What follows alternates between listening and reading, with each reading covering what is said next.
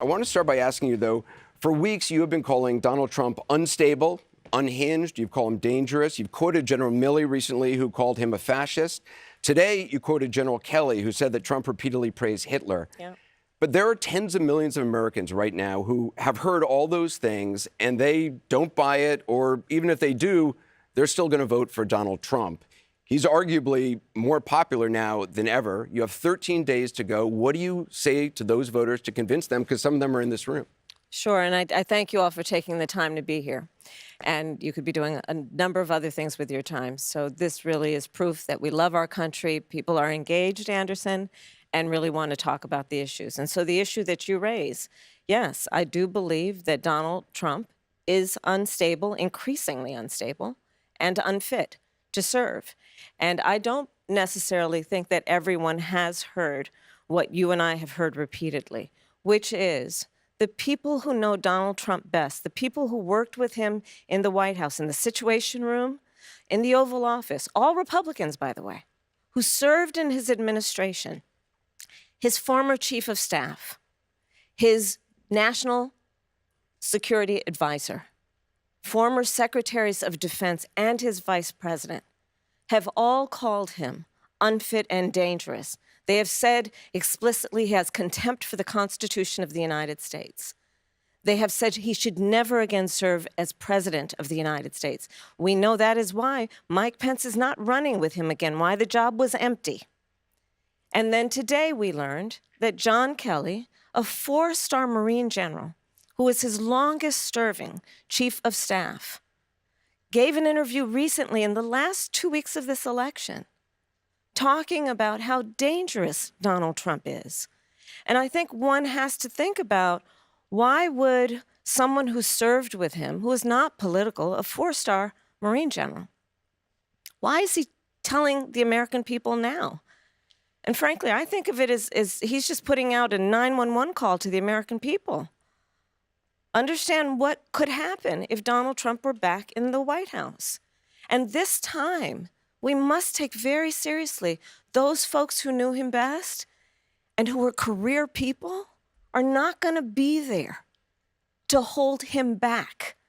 At least before, there were folks who we know what he would say, but they would restrain him. Imagine now Donald Trump in the Oval Office, in the Situation Room.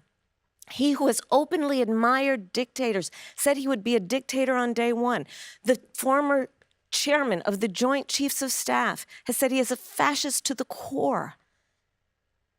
So I think that when the American people reflect, especially those who are undecided, on who you should listen to, don't take my word for it. In fact, go online and listen to John Kelly, his voice, talking about what he thinks of Donald Trump 2 weeks before the election. Because I think we all know, to your point, Anderson, it is close, but there are undecided voters who clearly, by being here, have an open mind, want to talk in a way that is grounded in issues and fact. And when they hear these facts, I think it compels a lot of people to be concerned about the future of our country with Donald Trump at the lead. You've quoted General Milley calling Donald Trump a fascist. You yourself have not used that word to describe him. Let me ask you tonight, do you think Donald Trump is a fascist? Yes, I do. Yes, I do. And I also believe that the people who know him best on this subject should be trusted. Again, look at their careers. These are not people, with the exception, I think, of only Mike Pence. These were not politicians. These are career people who have served in the highest roles in national security, who have served as generals in our military, who are highly respected. Talking about the person who would be commander-in-chief, not to mention what we know and what they've told us about how he talks about the military, servicemen and women, referring to them as suckers and losers, how he demeans people who have taken an oath to sacrifice their life for our country. And I do believe, Anderson, that part of this is why, even just this week, I traveled this state and others with Liz Cheney, former Congress member who was a very high-ranking Republican. She has endorsed me. Her father, the former Vice President of the United States, Dick Cheney, is voting for me. Over 400 previous members of the administration, from Ronald Reagan to both Presidents Bush to Donald Trump even, have endorsed my candidacy. And the reason why among them is a legitimate fear based on Donald Trump's words and actions that he will not obey an oath to support and defend the Constitution of the United States. He himself has said he would terminate the Constitution of the United States and wants to earn your vote to stand again behind the seal of the President of the United States? No one standing behind the seal of the President of the United States of America should be in that position saying they want to terminate the Constitution of the United States. So guys, Kamala called Trump a fascist. Do you think Trump is a fascist? Do you think she's wrong calling him fascist?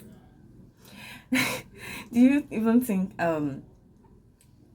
she's right doing so? Is there any atom of truth in what she said? Do you think she publicly calling him a fascist could have an impact on her campaign? Let me know your thoughts in the comment section. I think calling him fascist is too much, right? I don't know. So let me see in the comment section what you think about it.